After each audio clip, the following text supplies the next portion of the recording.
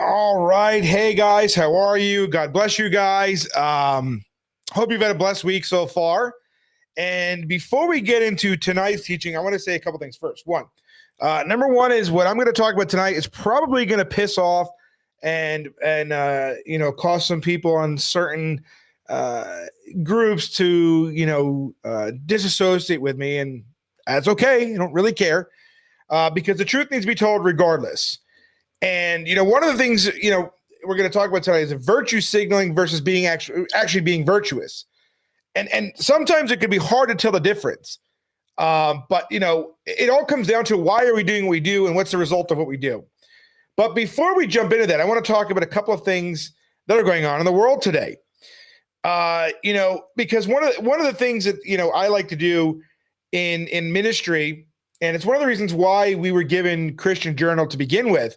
It's not just telling news, but it's news with a Christian twist, if you will, what's going on in the world. But the whole focus is to wake people up and to let you know what's going on. Because part of the reason, why, and we're starting to see some major, scholars talking about, that our culture, we have a sick church. And because the church is sick, we're dealing with the culture. We wore shirts, like I said, at Subway, and again, not to be a dead horse there, but homosex is sin. Romans 1 underneath that Bible verse. And everybody went crazy. I'm still getting fallout from it. From people that call themselves Christians. Jesus would never say that. Jesus would never do that. Well, they don't know who Jesus is. And then we go on, and I want to show you what happened in our capital. Pro-Palestinian people went to Washington, D.C. Now, remember, we have people sitting and rotting in prison today for basically trespassing on January 6th. Okay. But what they did yesterday and whatnot, because Benjamin Netanyahu was here, what they did in D.C. was absolutely disgusting. Burning the American flag. And check this out.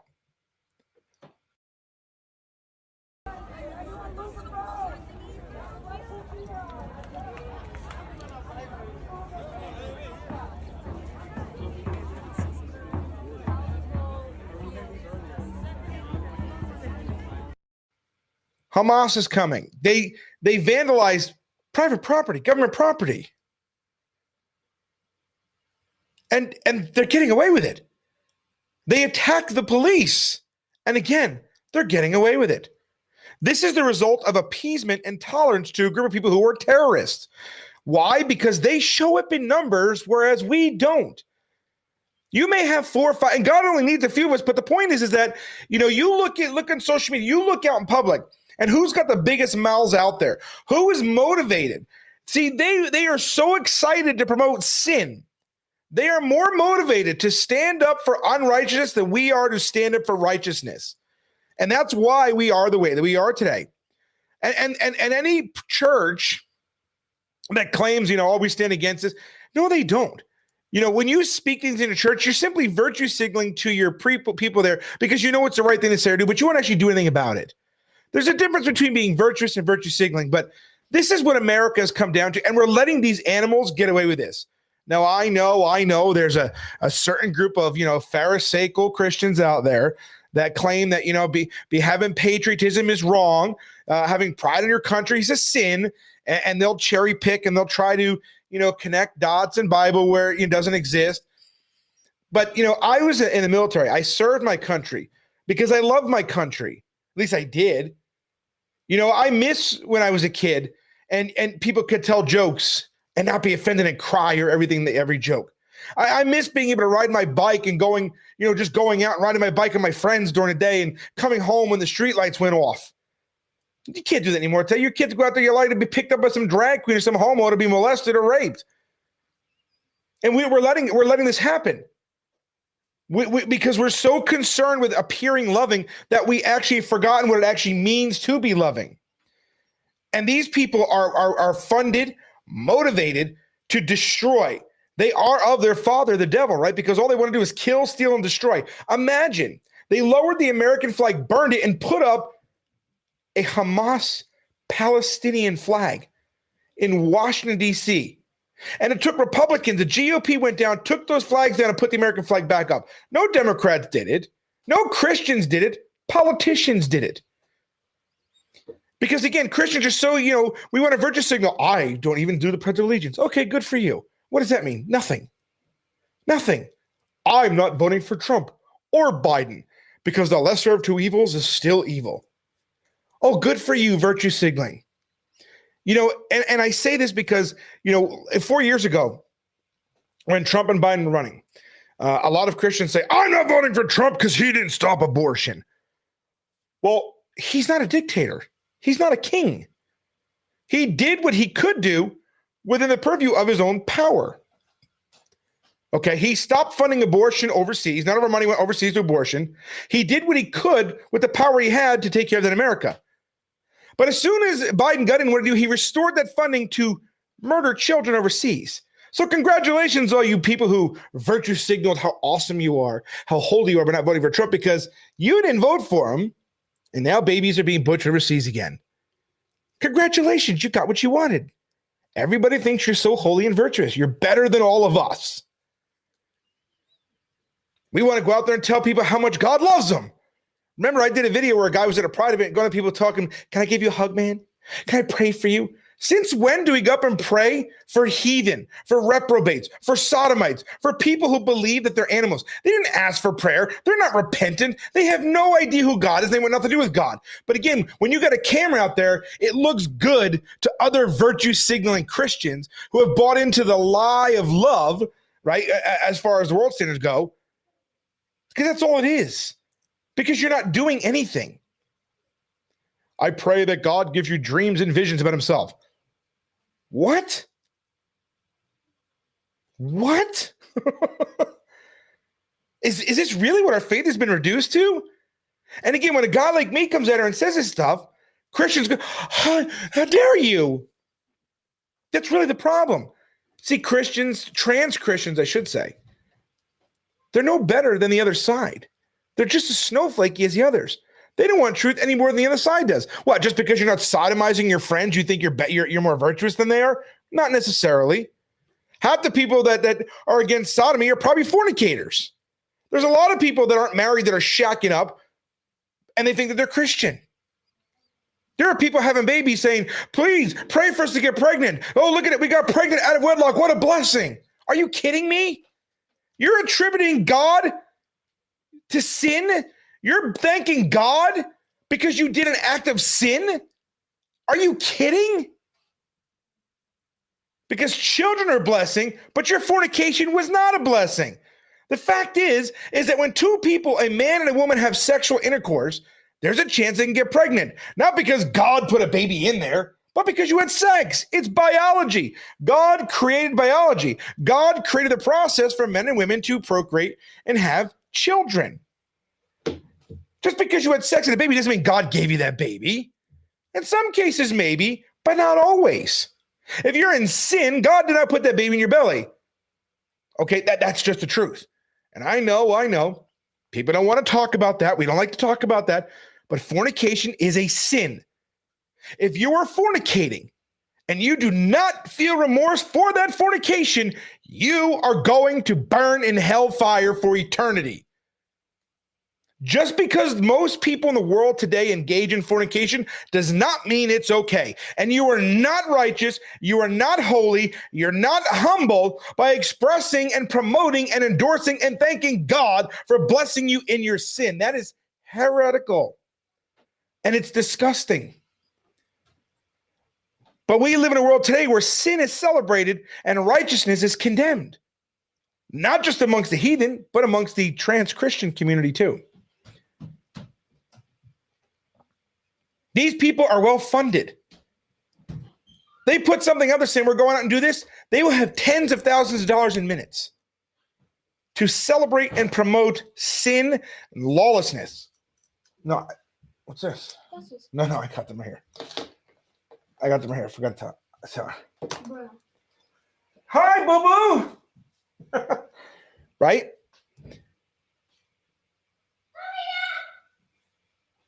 Because, Kamala Harris, running for president, bailed out people for breaking the law. Why is it when Christians say we're going out here to preach, it's like pulling teeth from others?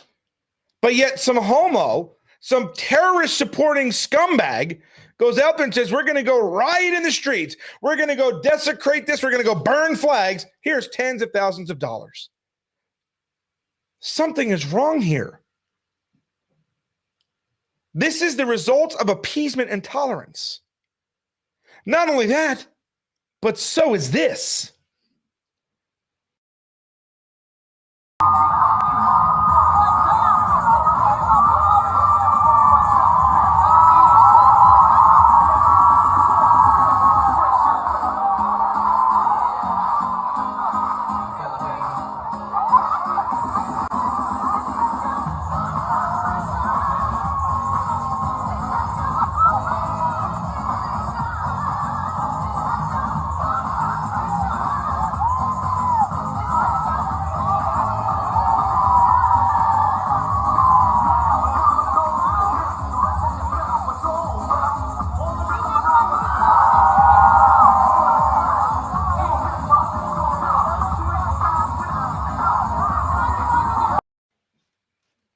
Those are children dancing at RuPaul's Drag Con, dancing to sexually themed, sexually charged music to adults who are cheering and clapping and tipping these kids like a strip club. Do you know why you tip a stripper at a strip club? The reason you do that is to entice her to excite you more. Are these adults tipping these children to perform more seductively for them to turn them on too? Because that's what's happening. And yet I show video after video after video after video after video after video after video of this, and nothing is changing. Sure, when we get involved, we stop it here, but we can't be everywhere. Where the heck are you guys? Where were the Christians outside of RuPaul's Drag Con? Believe me, I would have loved to go, but I don't have the money to go to these places because I'm not some scumbag terrorist supporter who says I'm going to go here to destroy things and gets $20,000 to do it. I'm a Christian who says I want to stand against this and preach, and then I get $5. Believe me, we would go everywhere, but we shouldn't have to anyway. I would rather you guys do it. So where are the Christians? Oh, that's right. We're too busy making sure that we're telling people how much we love them by not standing against sin. By telling them that the word homosexual sin, for instance, is hate speech. Too many Christians in this country think that the Bible is hate speech, and that's where they're going. Remember, lesbians tried putting a gag order against me for posting Bible verses they didn't like. And they're reprobates because they think that they were right for doing what they did. And two trans Christians helped them. Remember that? If I wasn't who I am and had lawyers and everything else, we would have lost, and that would have become a precedent. Praise God that we had a lawyer step up. Praise God that we fight, and it's not a precedent anymore. We set it back. But where were the Christians? Where were the local Christians? They all scattered because they were afraid. You see, I've been doing this for a long time, guys. And I can tell you this, that all these big, bad, bold Christians, some of them you see out there, are not who you think they are, because it's easy to do these things when the pressure is not on, when the heat's not on you. But when the pressure comes and the heat comes, they are gone. I know because I know who they are, because they did it to me. They did it to other Christians too. That when they needed people, when their brothers and sisters needed them, they were gone. Because again, it's easy to say on Facebook, I don't support abortion. You're not going to get banned for that. But go a little further and see what happens. You see, people want to be influenced. They want to let people know I'm virtuous. They want people to know how righteous they are. They don't actually want to be righteous. They just want people to think they're righteous. And that's why they say and do things to make people think they are, but they're not really. Because if people were as righteous, as virtuous as they say they were, our country would be in a lot better shape than it's in. But it's not. Now, I'm going to play you another clip here. This one is about 6 minutes long. Now, I don't remember. I watched this video, and I do not remember if there's any cussing in it. This is not a video I made, but I thought it was perfect to show. There was a guy who was making a joke out of it, but it shows the condition of the culture we live in.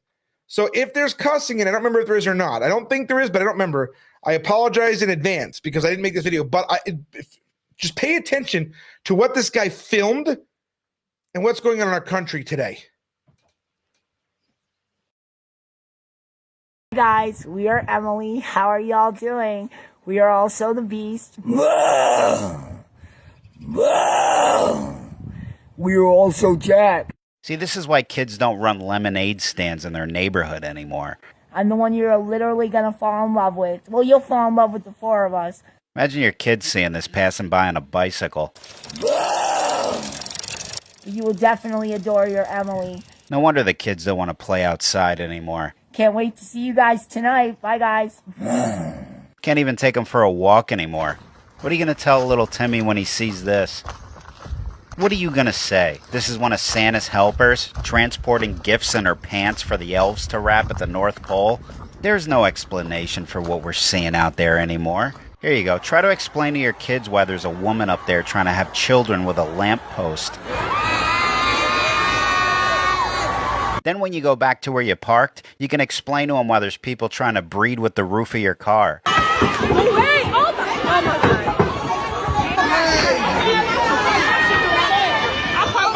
Look, this is this guy's life. What a place to live, huh? And we wonder why aliens never talk to us.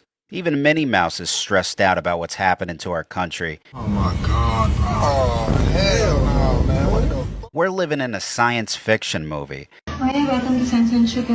Hello. Can't even get a cashier at some places now. How do I order?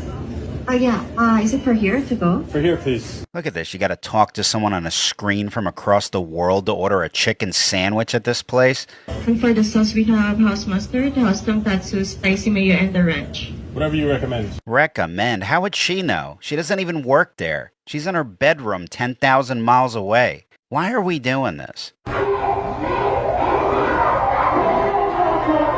Can't even go sightseeing anymore without these lemmings knocking into you. Look at her. Almost elbowed this lady in the chest. Doesn't even care. A generation of empty, self-absorbed narcissists. Look at them. It's like an infestation happening. There's got to be some sort of influencer pest control service out there that could do something about this. Look at her. Nearly gets hit by a car and her first reaction is to look at the camera. Doesn't even apologize. Nah, instead she posts this with the caption, "Watch me almost get hit by a car. Ha ha ha ha." The good news is everybody in the comments recognizes what a revolting human being she is. Like this person comments, "Yet you keep doing this when people are making fun of you." And she goes, "Because I don't care. Thanks for commenting and liking my videos." I wonder if she'd care if she was wrapped around a car's radiator. I guess there's only one way for her to find out. Here you go. Here's someone else's daughter.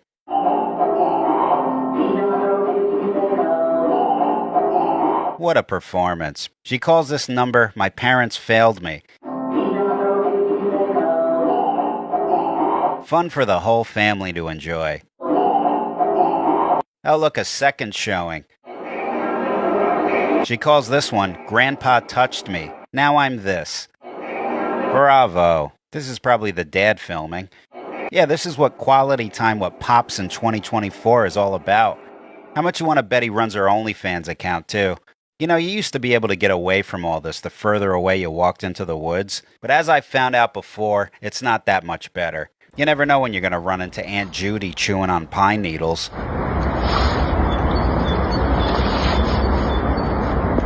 That's always a surprise.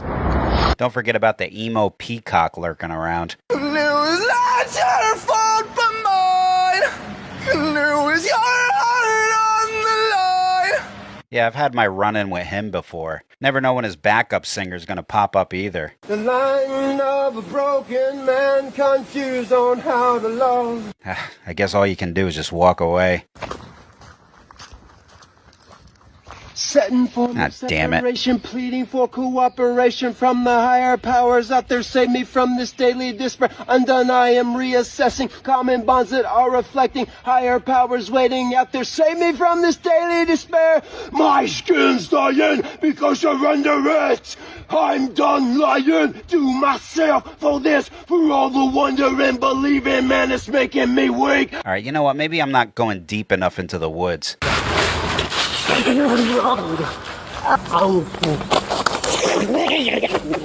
Oh, dear God.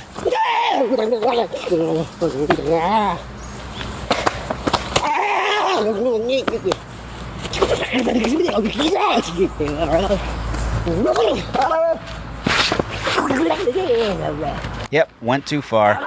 Turning back.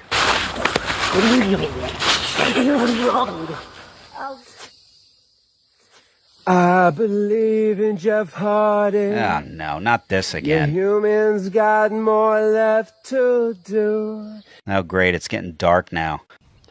I'm not alone inside a damn it. body I don't know. You know what? I'm just going to find a tree to lay under and go to sleep. I'm exhausted. Ugh, I could only imagine what I'm going to wake up to standing over me. Oh, well, here we go.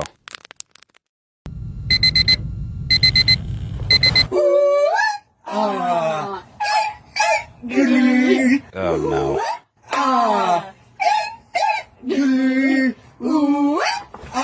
Yeah, yeah, it's official. There's no escape. Hi guys, we are Emily. How are y'all doing? We are also the Beast. We are also Jack. How's our TikTok fans doing?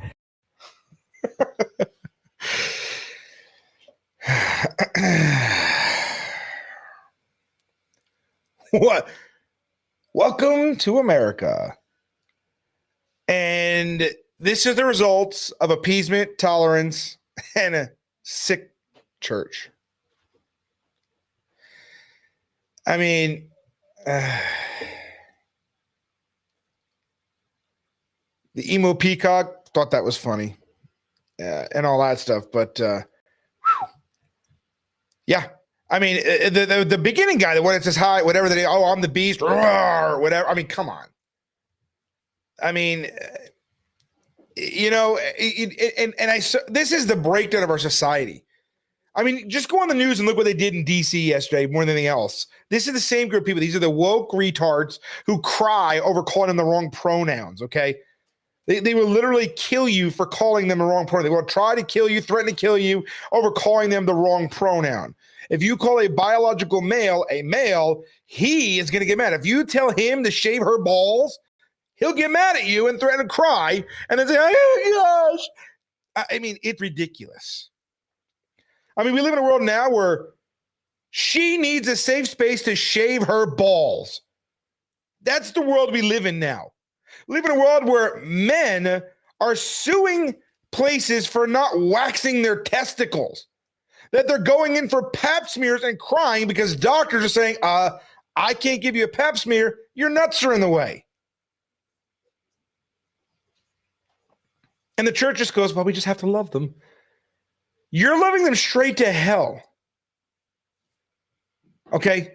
I mean, this is beyond stupid where we are as a country, as a culture. We are sick as a culture. I mean, we are absolutely, I mean, you know, it just doesn't make any sense to me because all these people that are Christian, we love Jesus, You know, the last time I checked, Jesus says, if you love me, you'll obey me. Not you might, not you'll try, but you will. And yet we find so many of these people that identify themselves as Christians who don't even know what Jesus' commands are. I mean, we live in a time now where quoting Bible is considered hate speech. And it's our future, by the way. I mean, my family prays every night, and I pray for my children every night in the world they're inheriting. When sin is celebrated and holiness is considered evil, it's absolutely beyond me. I also want to share with you a new Bible version that's out. That's right. It's called The Truth KJV or something like that. I want to share with you this. I want you to see this, this new translation here for yourself. Okay? The King James Truth Version, where God is all love and nothing more. Okay? So you have your first page here, and then you have this here. Take a look. Let me put my reading glass on because they can't see. They change things. All the stuff about, sin. It's all the devil, right? So here we have, here's a page here.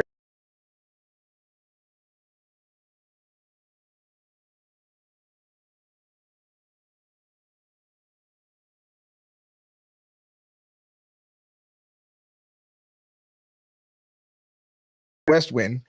Hold on, I lost the connection. There it is. And the Lord turned a mighty strong west wind, which took away the locusts and cast them in the Red Sea, where remained not one locust in all the coast of Egypt. But the devil hardened Pharaoh's heart. Huh. The Lord said unto Moses, stretch out thine hand toward heaven and pray because Satan may bring darkness over the land of Egypt. Wow. Here's another page. For Satan will at this time send all order of plagues upon thine heart, and upon thy servants, and upon thy people, and thou mayest know that there is none as evil all the earth. For now Satan will stretch out his hand, that he may smite thee and thy people with pestilence. I wouldn't be surprised if this version shows up in most churches today. It's all about love. And the Lord said unto Moses, go into Pharaoh, for Satan has hardened his heart, and the heart of his servants now. I might shew these signs before him. Moses thought the Lord spake unto him, saying, again, thou shalt say to the children of Israel, whosoever he be of the children of Israel, of the strangers here. Okay, here. I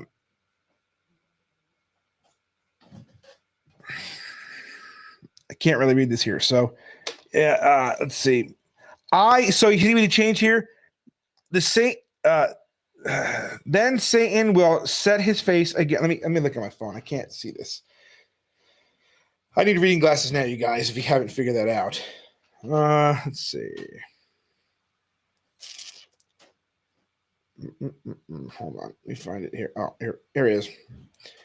And Satan will set his face against that man. He will cut him off from among his people.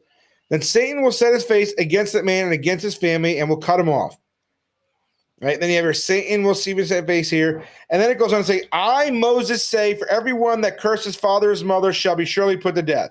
That's not what Moses said. That's what God said. So they changed this to God didn't say this. Moses said this. Okay? I, Moses, say, and that man lieth with his father's wife, hath uncovered his father's nakedness. I, Moses, say that a man committed adultery with another man's wife, even he that committeth adultery with his neighbor's wife, the adulterer and the adulterer shall be put to death.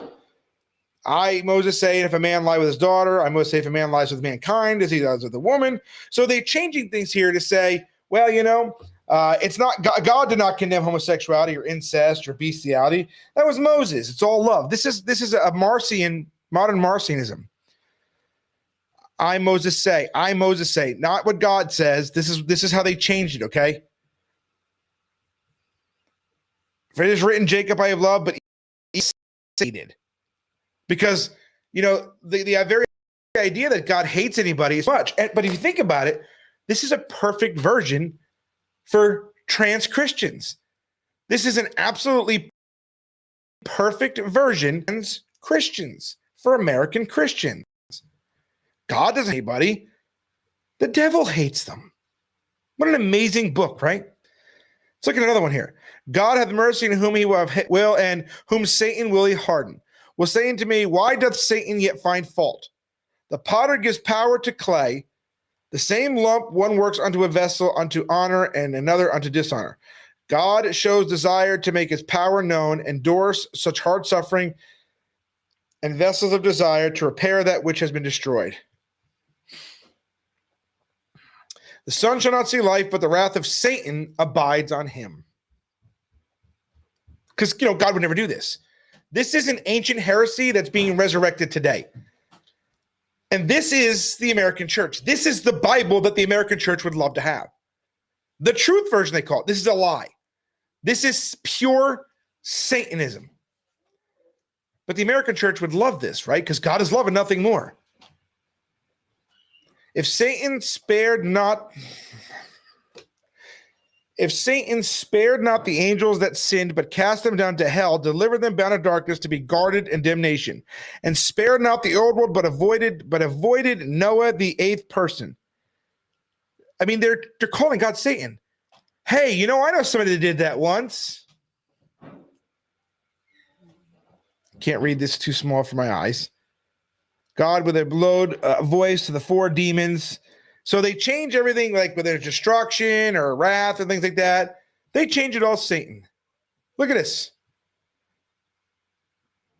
I mean, this is absolutely insane that we even have to have this conversation. I mean, this is this is ludicrous. But if you really, but think about it. This is the Bible that Christians want. All love, no wrath, no hate. Because, again, When you don't know God, it's easy to be misled about who God is.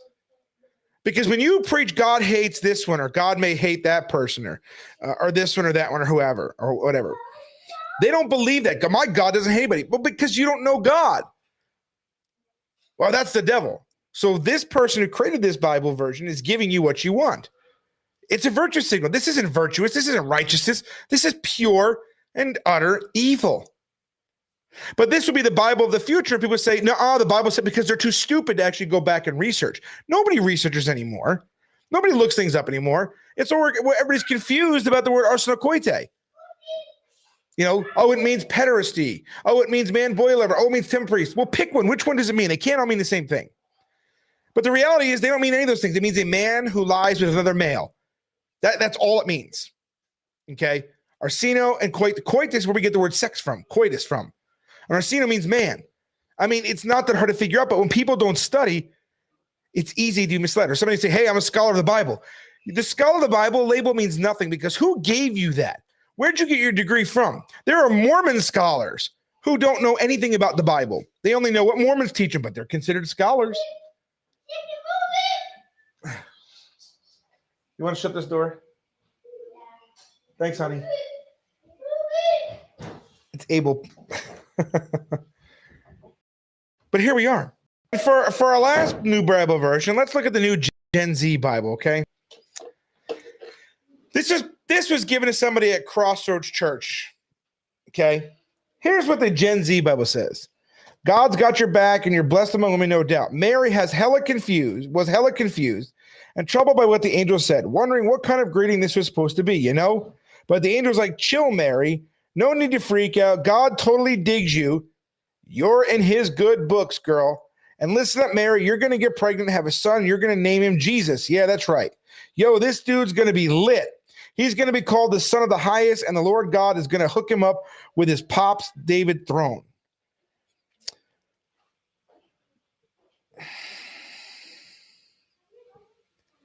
I mean, this.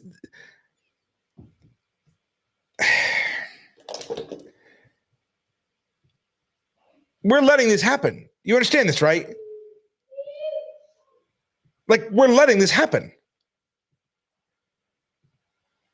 Now, again, I share this with you tonight, and I'm sure people are going to go, hey, did you see this or this? But 2 weeks from now, nobody's going to remember this because that's what Christians are. The pro-Palestinian, the pro-abortion. I mean, people will give money and they will travel and do all kinds of things to help people murder their babies. We can't even bother to raise our voices up to speak for those babies. And when we do, there's some people that virtue signal abortion clinics. They're not really virtuous. This next thing I'm going to tell you here is going to be something that's going to set me at odds with some folks, and I don't care because the truth needs to be said. Now, you guys have heard about the 11 people in Tennessee that got charged and convicted for violating the FACE Act. Now, what you do for preaching outside the abortion clinic, that's not true. They weren't outside, they were inside. And not only were they inside, but they blocked the hallway to the abortion clinic and other doctors' offices as well. And they knew that they went there with the express purpose to get arrested because they had pamphlets talking about when they get arrested. They wanted to be arrested because they and then they got arrested. Now, the cops were going to let them off the hook at first, but they said, no. And again, they wanted to go make a stand. And that's fine. But the truth is they were doing it as a virtue signal. Because what did they ultimately accomplish? They didn't overturn the FACE Act. The FACE Act is not going to be returned. You're not going to like to hear that, but that's the truth. It has been tried, years ago, over a dozen times, and it's been upheld every single time. And when stuff like this happens, any chance of being overturned makes it that much harder because it shows why it's necessary. So you went there to get arrested, you got arrested, and then you want to be a martyr for doing the very thing you want to do. No babies were saved, and now you're a convicted felon who cannot carry a gun, cannot vote, which means politicians don't care what you have to say. You're not going to be allowed to go to abortion clinics anymore. So what did you accomplish? Let's just be honest about it for a second. Because again, virtuous and virtue signal are two different things. What was the goal of doing that? The goal was not to save babies. You had pre-printed literature about going to jail. You knew what was going to happen. You wanted it to happen. Let's be honest. You were virtue signaling. Okay, let's just be honest for a minute here. And again, I know that people aren't going to like this because they're considered heroes of the faith, but they're not heroes of the faith. What did they accomplish? What exactly did they do? Did they overturn any laws? No. Did they wake anybody up to anything? No. Did abortion stop because of them? No. What did they do? They accomplished absolutely nothing, but now they're convicted felons. I hate abortion as much as anybody else. I despise it. I think it is the genocide of our time, murdering innocent children in the womb of their mother. It is disgusting. It is abhorrent, and it is evil. But I have never been arrested for preaching outside of an abortion clinic, ever once. And I've preached at abortion clinics all over this country, and it's never happened. So when you see in the news that so-and-so was put in jail for preaching outside, that is not the truth. Okay? And again, I know a lot of people, you go to jail. Look, I get it. We all hate the slaughter of innocent babies. But we have to think smart. The Bible says be smart, wise as serpents. And even lawyers, when it first happened, I talked to lawyers trying to get these guys some help, and every lawyer said, there's nothing we can do. This is a precedent, and they're making it harder. They didn't do their homework. They weren't prepared. And now they're going to be in prison. And it sucks. It really does suck. But you didn't do anything. Listen, if I thought for 1 second that I can go in there and do this and abortion would end, I would do it in 2 seconds. But that's not the way we live in anymore. I mean, in Kansas, for crying out loud, they voted to keep abortion in Kansas. Kansas. The breadbasket of America. Okay? Until we deal with the heart issue of these people, until the church stops virtue signaling and actually becomes virtuous, until the church stops caring so much about what other people think and start caring more about what God thinks, nothing is going to change. Nothing. And now let's look at this one. Bevelin. A lot of you guys know who this is. Bevelin got real popular when she poured black paint over the Black Lives Matter mirror on the street in New York. Unfortunately for Bevelin, that infamy went to her head. See, we knew Bevelin before she was anybody. She used to talk to my wife, but when she blew up, she stopped talking to us. And that's fine. Hey, I get it. Do your thing. But then she got so full of herself that she thought she was invincible. Started posting pictures of herself in tight clothing, showing off her body, which was just immodest and disgusting. Then she went to an abortion clinic, and you look at headlines. Yeah, now look at the headline of this article. Young mother gets more than 3 years in prison for blocking abortion entrance. But if you look here, it says a Manhattan federal court sentenced Bevelin Betty Williams, a 33-year-old pro-life activist, to 3 years and 5 months in prison for violating the FACE Act. Williams was convicted of interference, including by threats and force, with individuals seeking to obtain and provide abortions, according to the Department of Justice. The wife and mother was sentenced after preaching the gospel outside an abortion clinic. That is not what happened. She was inside, and she injured somebody by crushing their. She pushed a door in, and somebody's hand was in the door, and crushed their hand. But of course, her story is, I was persecuted as a Christian for standing for my beliefs when it comes to life. On her fundraising page, of course. But this mom now has a little daughter at home. Now she's going to be in prison for 40 months. Of course, she's going to appeal, but she's going to lose. Okay? Because she did. She got up in people's faces and literally screamed in their faces. She said, we are going to terrorize you. And I believe, I get it. I have I do believe people should be terrorized by the Lord. Okay, or they should be tormented by our preaching, but not in your face going like this, telling them that I'm going to torment you, I'm going to torture you, I'm going to do this, threatening to physically hurt somebody. We don't ever do that. When do Christians do that? Okay. When do people do that? So the idea, look, there's lots of us that stand inside abortion clinics. We don't get arrested. And again, I know that this is going to put me at odds with some people. But the truth of the matter is this. No, we don't get arrested for standing outside of abortion clinic with bullhorns. I've been all up and down the country, all the way out to California, all the way over to New Jersey, Florida, all the way up to North Dakota. And I have never been threatened with arrest for preaching outside of an abortion clinic ever once. I also don't keep track of how many turnaways there are or how many babies have gotten saved. I have no idea because it's not about numbers for me. It's just a matter of the truth. But we see things like this and we think, oh my gosh, these people are heroes. They're not heroes. They're stupid. If they really cared about these babies, they would be more interested in actually saving them than trying to make a name for themselves and being outrageous and crazy. Okay, but when you heard, look, I agree. Abortionists deserve the death penalty, but it is not our place to do that. We are not the executioner. Okay, the government's job is to punish the wicked. God's job is to punish the wicked, not our job. We are not to punish him. We are not to inflict harm on people unless it's to save our life or the life of another. Okay. Now, I know some people say, well, they were saving the life of the baby. No, they still got the abortion. Okay. And the thing is, if you do that, you're not going to stop abortion. Matter of fact, it'll probably increase abortion and make it harder for those who are actually working to stop it. But like everything else in America, even Christians, they like to go on the appearance of things. You know, we like to read the headlines, but not the actual stories. And I'm all for giving our brothers and sisters the benefit of the doubt. But the truth of the matter is this. You have lots of Christians across this country that preach outside of abortion clinics every day. There are some, their entire ministry is dedicated to fighting against the slaughter of our children.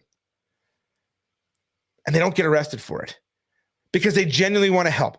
Now, I know people that are abortion ministry that have told my daughters, in front of my daughters, they go out and they preach in abortion clinics and they say, oh, well, we'll adopt your baby.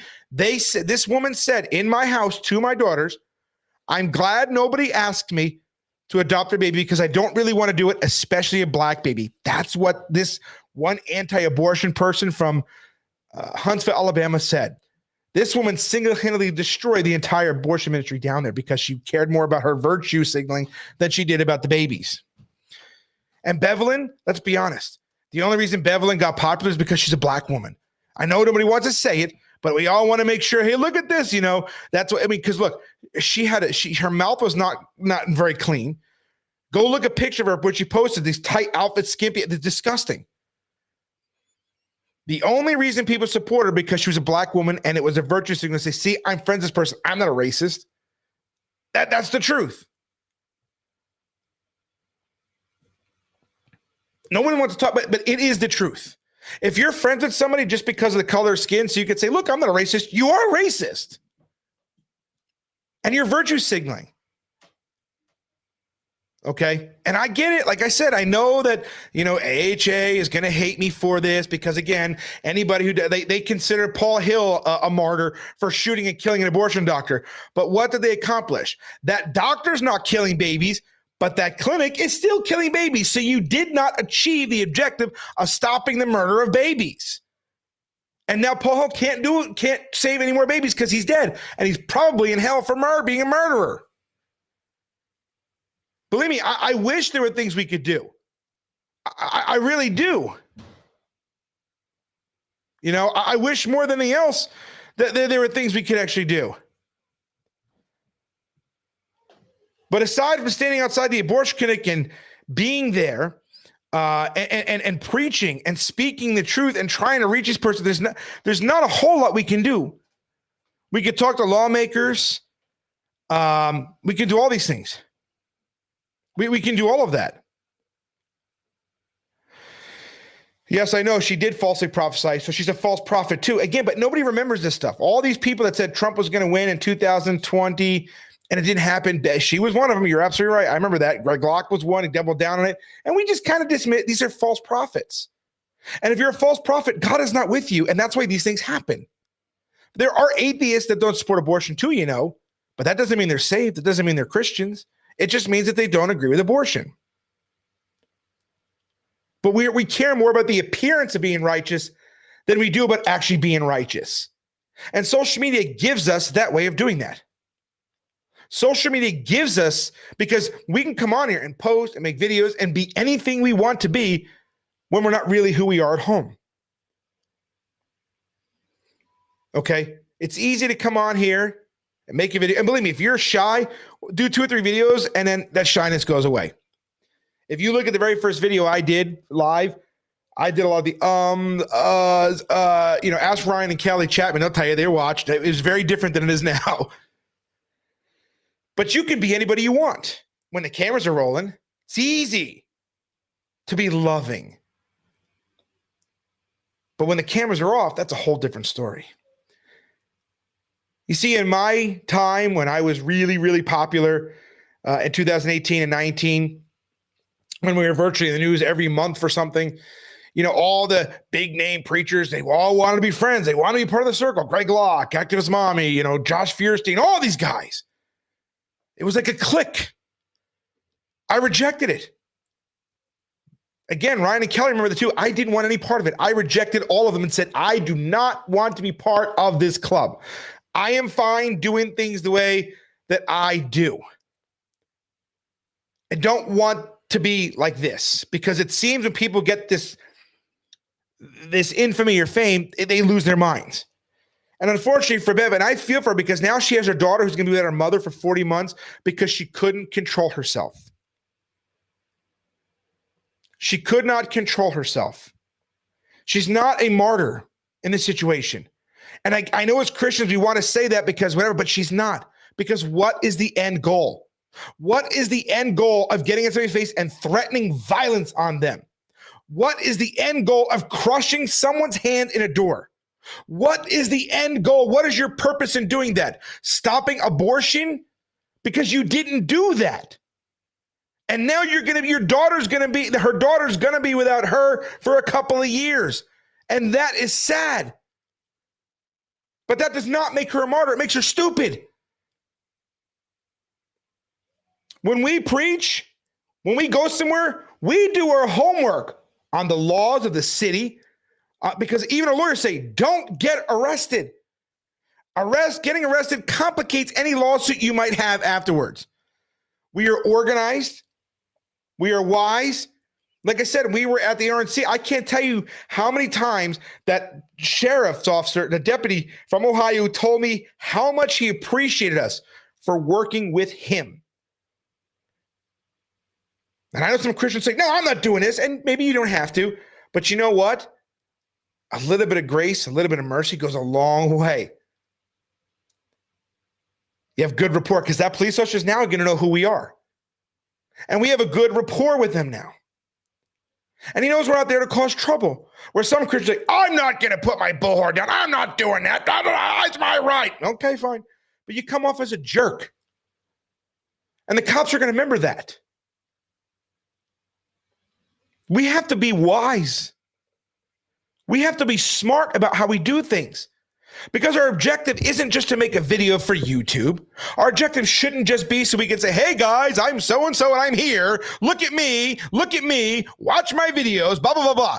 Yes, I want people to watch your videos, but I want people to watch my videos not to watch me. I want people to watch your videos, number one, to see what's going on out there, and number two, to learn, educate, and maybe get fired up to do it themselves. Like I said, we were at the RNC. There was really only one day worth of preaching, really. That was the first day. The next day, there was a street preaching group out there, the ones who carried on Reuben's legacy, who were preaching to nobody. But they got a couple of good pictures with the banners to make it look like it. But look at the thing there. There's nobody they're preaching to. Nobody. Are you preaching just so you can take photos and videos to virtue signal on social media to say, hey, look at me, I'm in charge, look at me? Because if you are, that's not Christ-like. God is not in that. What's the purpose in preaching to empty parks? I know the Bible says to preach to every creature, but do we really need to preach to squirrels and birds? Is that what we're doing now as Christians? Oh, look, I get it. This is going to put me at odds with some people. But I don't really care because I'm so tired of our faith being hijacked and being turned into a joke by a bunch of virtue signaling people who only care about doing things for themselves to be seen by men. That's all they care about. I mean, it's, you want to be virtuous? What's your motive behind what you're doing? Are you doing things to try to make a statement? Are you doing things simply because you want people to recognize you as being holy and righteous? Or are you doing things because you are holy and righteous? Do you need to go out of your way to prove your holiness to others? Because if you do, you're probably not very holy.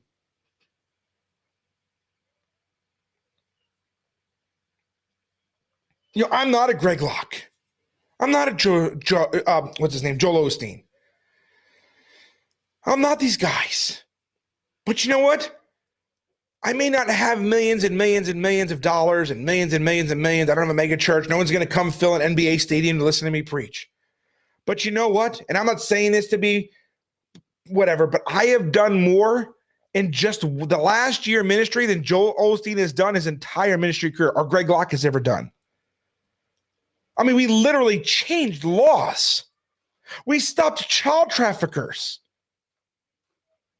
We've taken out how many pedophiles from the schools in Oklahoma. And I'm a nobody. When it comes, I mean, what? Because I make YouTube videos? Whoop-de-doo. What does that mean in the big scheme of things? Nothing. If I didn't have YouTube, I'd still do what I do anyway. I don't really care. I'll use this while I have it. But I'm just thankful that God is using a schmuck like me to do this stuff. That's all I care about. And I just want others to do it too, because I actually care about whether people go to heaven or hell. I actually care whether babies live or die. I actually care about people being harmed or not harmed. Which for some people might sound a little weird, because I do say that homosexuals are worthy of capital punishment, and they are. That doesn't mean that I want that to happen to them. I'd rather it not happen. But you see, here's what we say and here's what people hear. But the truth of the matter is, are you virtuous or are you simply virtue signaling? Now, I can't answer that question for you. But you're not going to fool God. Okay? If you're out there in your soapbox and you got a film crew filming you so you can go show everybody how awesome you are and amazing you are, come on. It comes down to the heart. Because I'll tell you this. It's very easy. I can go out there with a camera tomorrow, and I can stand here like this, and I can have somebody in front of me filming me with their back against the wall, and I can preach and preach and preach and preach and preach and preach and do all the gestures and everything else. And you would never know if there's a crowd behind me or not. And most people don't really care, which is why when I preach and have a camera, the camera is not facing me, it's facing the other way. Because it's not about me. It's not about me.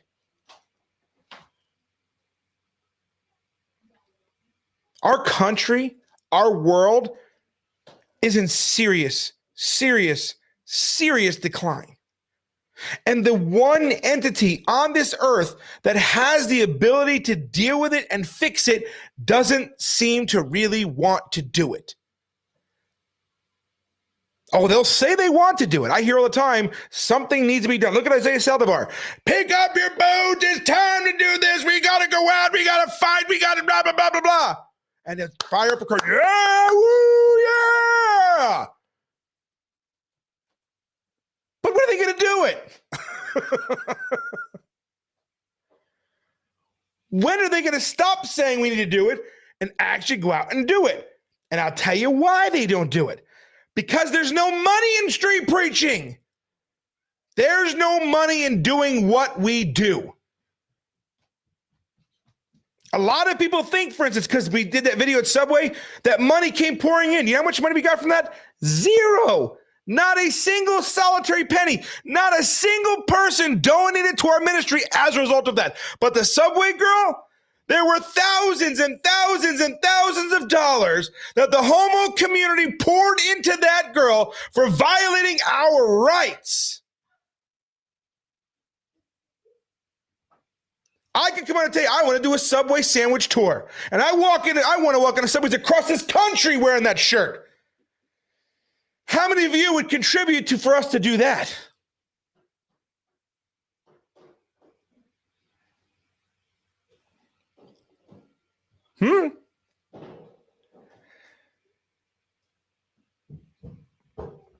Just saying.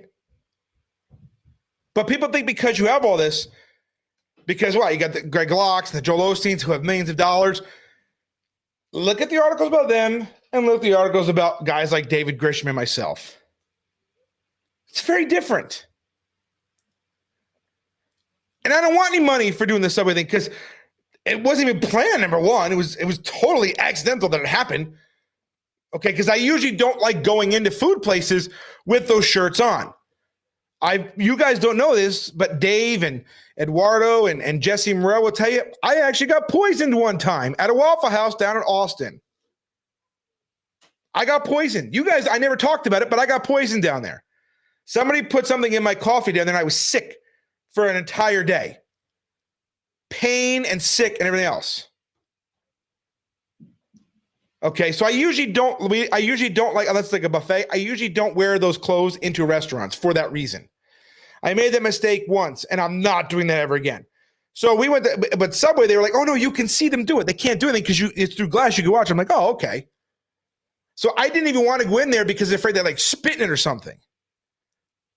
So it's not like we did things on purpose to try to stir it up. It was just a t-shirt. I see all kinds of t-shirts I think are disgusting. I see people walking around with t-shirts that say, I eat ASS on in front of children. They don't get thrown out of Subway sandwiches for that. They don't get thrown anywhere for that. But say homosex is sin, bam, you're out. If you do not support sodomy, you will not be allowed to engage in commerce.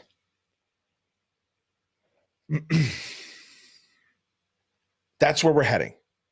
And the church is going to go right along with it because after all, it's about love, right?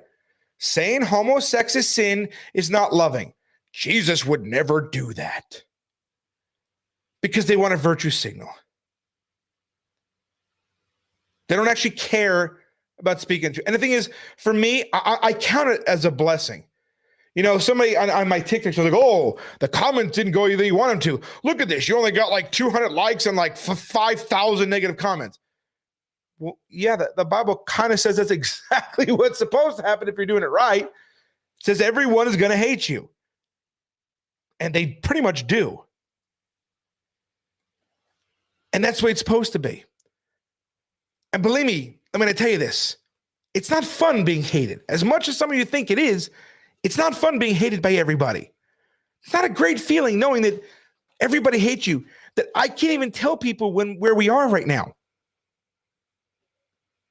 because of what might happen to me and my family. I can't even, you know what I mean? It's, you know, people think just because, oh, look, Rich is in the news. There's a cost to that and most people don't get. It's not fun for me. You know, I would rather be home with my wife, who I love dearly, my children, who I adore.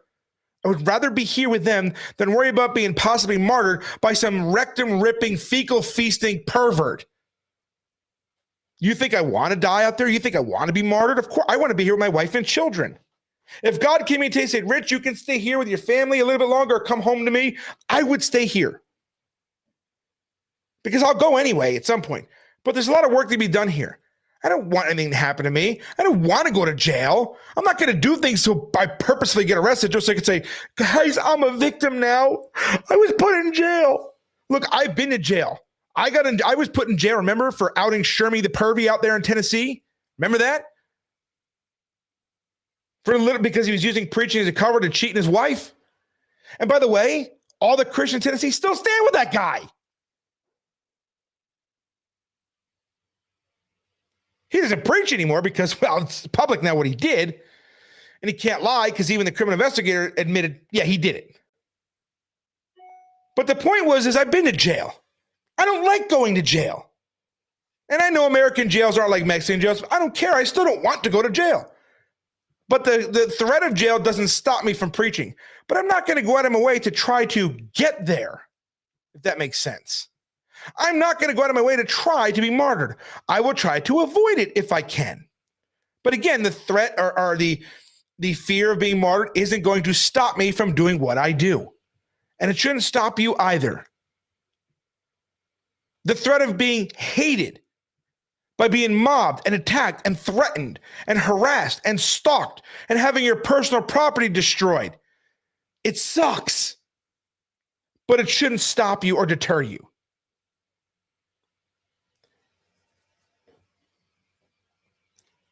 There are so many things that have happened to my family as a result of ministry that you will never know about. Because, well, number one is it doesn't really matter.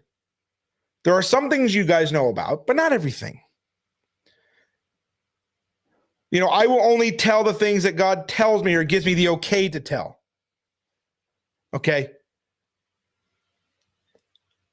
But you don't know everything that's happened. Okay? You don't know sometimes the struggles my family and I go through. You know, like this month, for instance, I did not. I was supposed to. I was supposed to get a $1,500 payment this month, and I didn't get it. I didn't get it. Do you think that hurts a little bit? Now we stand in faith and say, okay, God will somehow do whatever, because whatever.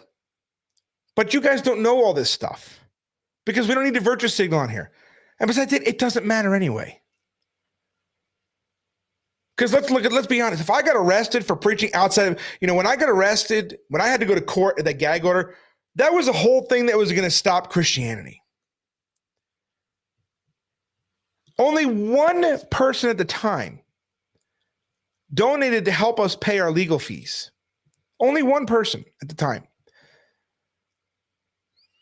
That is something that would have affected every single Christian in this country. And yet the local churches, they weren't there. Matter of fact, they turned against me. I expect that.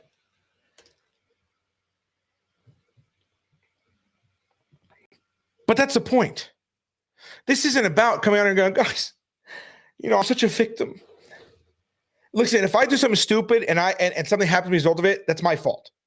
If I get arrested because I did something stupid, that's on me. Okay? That would be on me if I did something stupid and got arrested. If I did something that I knew God was not involved in it and didn't go the way I expected it to go, then again, that's on me. But again, I'm not going to do things just so I can make a nice YouTube video. I'm not going to do things so I can make a GoFundMe. Just say, guys, I desperately need a lawyer for this. If I need a lawyer, it's because I really need a lawyer. Okay? Not because I'm good at whatever. I'm just saying. But we should preach without worrying about what's going to happen to us. But not because we want to be famous, not because we want to be influencers. I mean, I showed you the video before what it takes to be an influencer. Dancing in public like a moron. Not caring what's going on around you. Eating Tide Pods or jumping out of cars for crying out loud. Is that the kind of influencer you want to be? Because that's the only way it seems to get famous in America anymore. I will never stoop to that level, and I will never do that. And if you're the kind of Christian that cares more about fame than you do about or trying to make a name for yourself versus actually trying to get things done, then there's other ministries for you. Now, I didn't plan on talking myself at all this because I really wanted to show how America, because again, I hear people all the time, we went to the pride event and led 1,000 homosexuals to Christ. No, you did not. Those make for great videos, and Christians are suckers. Yes, Reuben had a rapport with police. Nobody was better with police than Reuben Israel. Reuben Israel was the magnificent when it came to dealing with police officers. Okay, he would shake their hand, he thanked them, appreciated him. I was watching the video from Boston Sitcom when he walked up to the cop and they were joking around, and I filmed it, of course. But Reuben had a really good rapport with police. And, he understood the job. He understood whatever. And he dealt with what he dealt with. He was arrested and all that stuff. Not every cop is a good cop. I mean, look at what happened to Sonia Massey up there in Springfield, Illinois. That poor woman was shot by a cop for no reason. And my guess is, honestly, he shot her because she was a black woman. But again, we've been conditioned in this country. We're almost a police state. If a police officer comes up to you and says, give me your ID, most of us just hand it over. And I've always been an advocate, just give it to them to get it done with. But I'm starting to rethink that. Because am I really promoting the idea that my rights are, I don't have to do this? Unless you suspect me of a crime, an articulatable, what's the crime? There's got to be reasonable, articulatable, evidence to suggest that I might have committed a crime. If there is none, then I do not have to ID myself to you. That's not me trying to be a jerk or hide anything. That's my right as an American citizen. Okay? But that woman, Sonia Massey, again, the cops asked her for ID. Nobody called the police on her. They were there because she thought somebody was prowling outside of her house. And she got shot for it. Because anyway, I just want Christians to obey Jesus. That's my prayer. I just want people to stop worrying about what man thinks, to stop worrying about trying to get a following on Facebook. You know what? If you do, great. But here's the thing. When you do, a lot of people, when you get that, they become beholden to that following and they change. Listen, I've been deplatformed on every single major platform, with the exception of Rumble and that. That's the only one I have not been deplatformed on. I'm still here and I haven't changed one bit. Because who cares? We use these platforms, we have them, but we're not beholden to them. We should all be the same way. Because again, when you keep the fight on social media where the devil controls things, where the enemy controls the flow of information, when you keep the fight on there, you're going to lose because they're the ones who decide what love is, what hate is, right? Facebook says if you say homosexuality is a sin, that's hate speech. That is not hate speech. That's actually love speech. You're trying to warn people of the dangers of that sin. But Facebook, YouTube, and all these people, they say it's hate speech. The homos say it's hate speech. If you call a person with a penis and testicles a man, you will be, who thinks he's a woman, you will be called a hater. You will be called a terrorist. You'll be called a Nazi. And Christians, they don't like being called Nazis. They don't want to be called a hater. I'm not a hater. I'm loving. It's because most Christians don't know what it means to love your neighbor.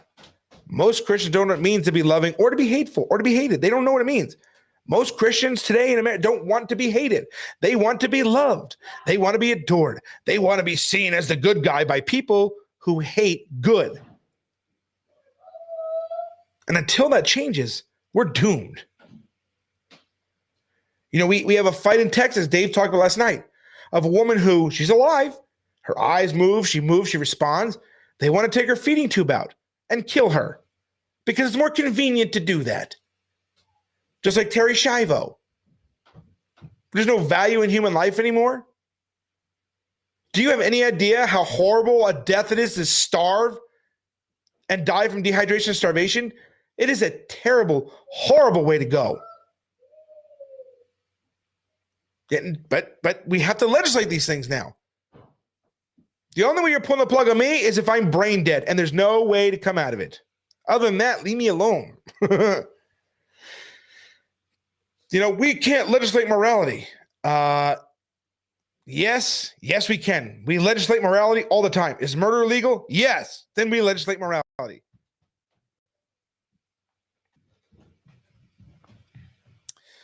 I believe the cop killed her because he was Antichrist. Possibly, but he pulled his gun out on her before she said that. That was probably the last. He was itching to shoot her. Okay. But we'll never really know at the end of the day. But he was evil for doing what he did. He was. She did say rebuke in Jesus' name, and that's when he fired. But he pulled the gun on her. He was planning on shooting her prior to. But for him, that was probably the last straw. What do you mean rebuke me? Who do you think you are? Because a lot of these police officers today, these younger ones, they don't care about the job anymore. They just care about a paycheck, and they're just as woke as whatever. They're too emotional. Who do you think you are? They were bullied in high school, and now they become the bullies. A lot of them. Not all of them, but a lot of them. But I work at police all over the country, and so far, 85% of the time, it's a great experience with police officers. You have ones like down in Lakeland, those cops, woke scumbags. You know what I mean? And Lieutenant down there told me flat out, they're young kids down there. They don't care about the job. They're too emotional. They don't understand that their job is to be neutral. They are not to pick a side. Their job is to maintain law and order. That's it. They are not to pick a side over messaging or else. And they just don't get that anymore. But that's our future. And you better be prepared for it, because you know what? If you're the kind of Christian that thinks, I will die for Jesus, I will never take the mark. But if you think saying homosexuality is sin is hate speech, if you think telling an adulterer or fornicator that they're going to hell for that sin, if you think that that's wrong to do that, guess what? You will take the mark, and you will not die for Jesus, because you can't even stand up for righteousness on this earth when we're not under pain of death. You're not going to do it then. And if you're the kind of Christian that thinks it's okay to help lesbians try to science the Bible, looking at you, JT and Eric, you're not going to heaven either. You're not. If you think it's okay to gag people for posting Bible verses, if you think it's okay to throw them out of restaurants because of a Bible verse, because you're some homo wet who got triggered over words on a t-shirt, you're not going to heaven either. If you think Jesus wouldn't condemn homosexuals, then you clearly have not read the Bible, and you clearly know nothing about God and who he is and his purpose. But I got something coming you guys are going to love too. I found a writing. And it's not me I found it myself, but it's a relatively new writing from the 2nd century, which means it was written in the 100s, of them using the word arsenokoite, okay, which is a word Paul made up. It was never, you'll never find that word in antiquity prior to Paul using it in 1 Corinthians. But this one used it, and it was referring to, and it even gave the description, homosexual acts between the Greek gods. It was condemning them for two men having sex with each other. Not man boy, not temple prostitute, you know. Just saying.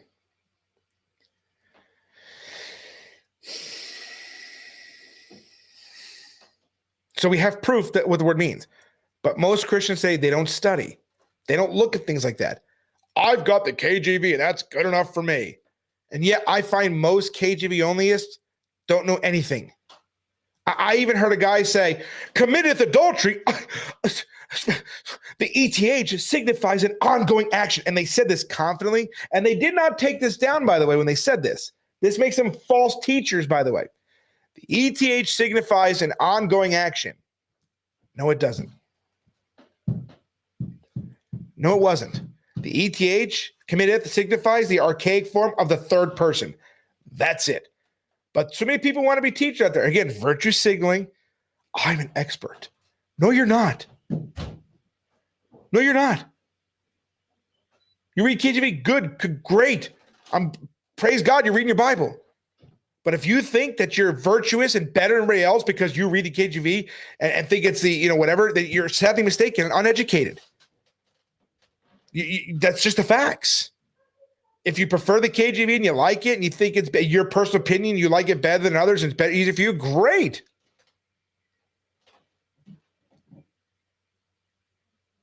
Great. But you're not more holy, you're not more righteous, and you certainly are more educated than other people who read other Bible translations.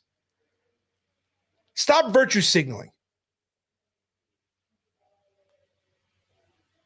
We do things from the motivation of wanting people saved and to stand against evil, to stop the spread of evil, to protect children, to protect life. That is what we're supposed to do. You shouldn't care about smoke and mirrors. Shouldn't care about any of that. We use them when they're available to us to expose evil, but it shouldn't be about, guys, watch me. Let's take a picture of me preaching at the wall.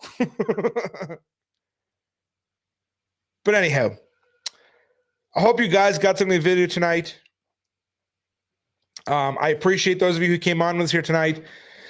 I'm going to ask of you a favor. If you did get something out of this, if you feel others can get some value out of this, especially the beginning of the video when I showed the new Bible translations or whatnot, please consider subscribing to our channel here on YouTube while we still have it. It's youtube.com/@ChristianJourneyMedia. And share the video. We are shadow banned, and as far as I know, what Dr. Brown and that's told me, I'm the only person that's ever gotten YouTube to admit that they shadow banned. They always say they don't, but I got an email. Remember, I posted it where they admitted they do. We are shadow banned. So if you would, the only way really for any hope of us getting around that is for you guys to like our video, comment on it, even after the video's over, go in the comment section, leave a comment, give a thumbs up, and share it. And encourage others to watch the video more than 2 minutes too, by the way, because that does count in the algorithm. And to subscribe and encourage others to subscribe and turn notifications on. We also have a Rumble channel, you guys. I saw a couple people follow us there. Thank you for that. Praise God. Again, ultimately, I'd like to get most people off of here and onto Rumble. Our Rumble channel is also Christian Journal Media. The CJ is the logo there. Please go to Rumble, type in Christian Journal, give us a follow over there. We're also on Twitter or X or whatever it's called now, under Christian Journal as well. You can give us a follow there. I've been posting there more lately than I have been in the last, whatever, because there, for the most part, I can pretty much post whatever I want for the most part. I've been limited on a couple of things, but for the most part, I'm free to say what I want. So follow me over there. I also am back on Facebook right now. I just got unbanned yesterday, but I'm weaning myself off of Facebook because I just can't stand it. I cannot stand the limited information. I cannot stand the phoniness of Christianity there. Yes, there's another channel, Tiana. It is Christian Journal Media.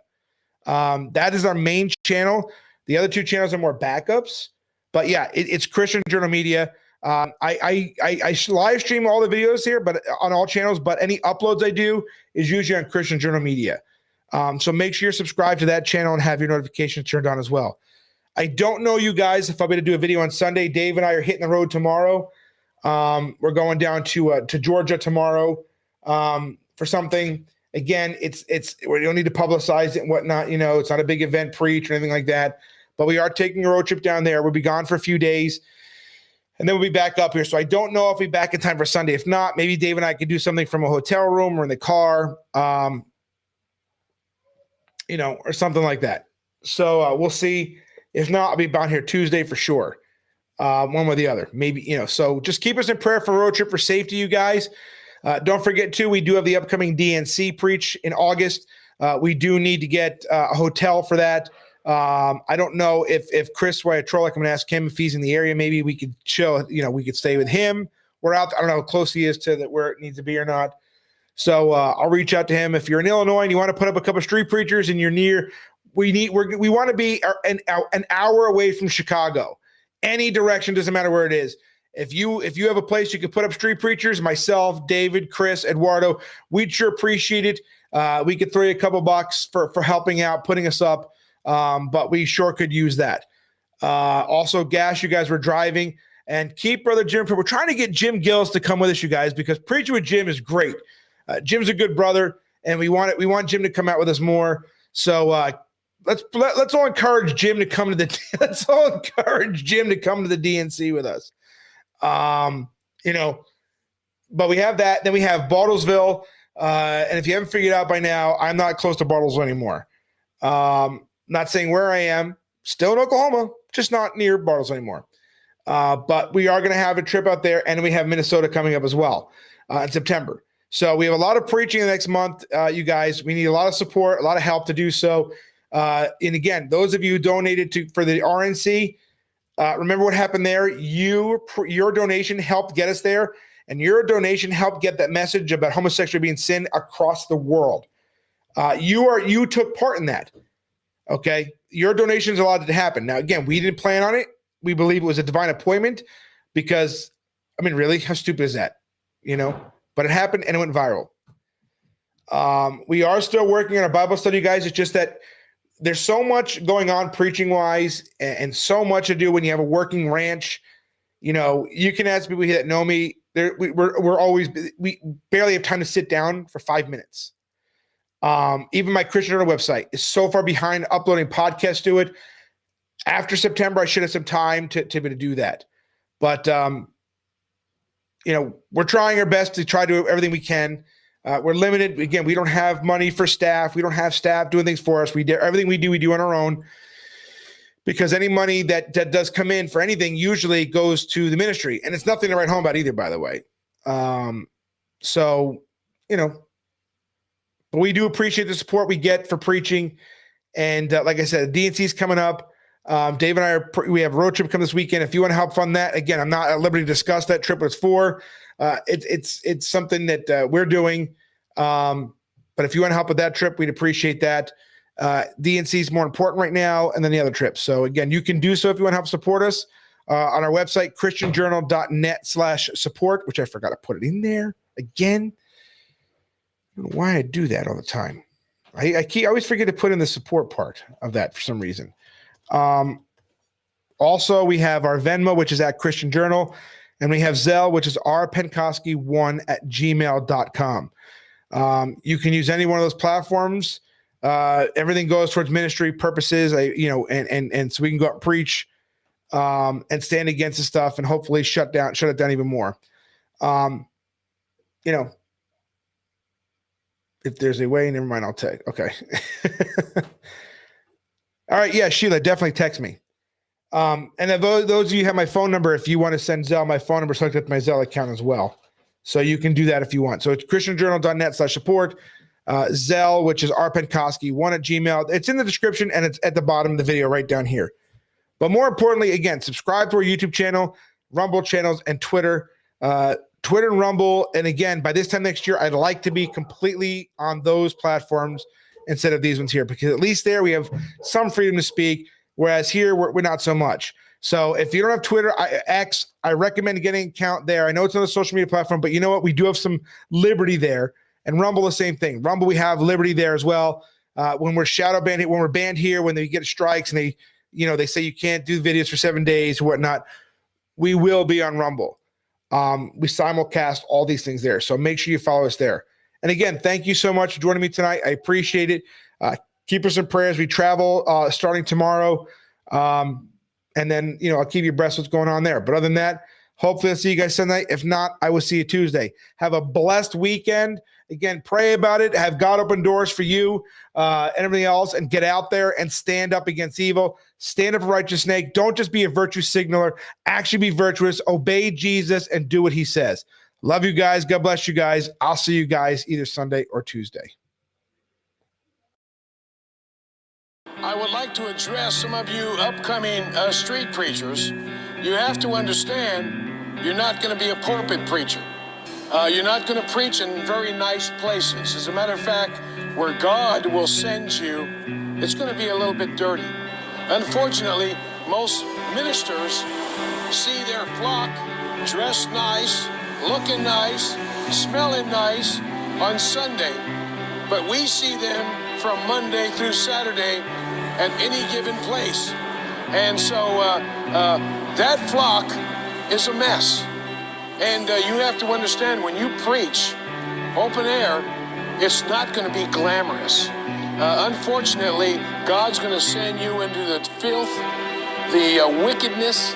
You're going to understand why, even at one point, God resented even making mankind. And so you need to count the cost. There's nothing glamorous. There's nothing wonderful and beautiful. It's not, you can forget about being a missionary to Hawaii. If you're going to be an open-air preacher, your hands are going to get dirty, because the field that you're going to plow is filthy. You're going to look at sin in a whole different way. As a matter of fact, if you're a good street preacher, you're going to hate sin. You're going to despise sin. You're not just going to dislike it. You're going to understand why God destroyed Sodom and Gomorrah, and why God destroyed the world with water and flood. And so if you're a young open-air preacher, this is what you're going to have to look up to. This is going to be the field in which you're going to be plowing in. And you need to rejoice in that. And understand, you're going to be hated, despised, and jailed working in a place like this. Because one day, I'm going to die. And I'm going to be with the Lord. And all this will be yours.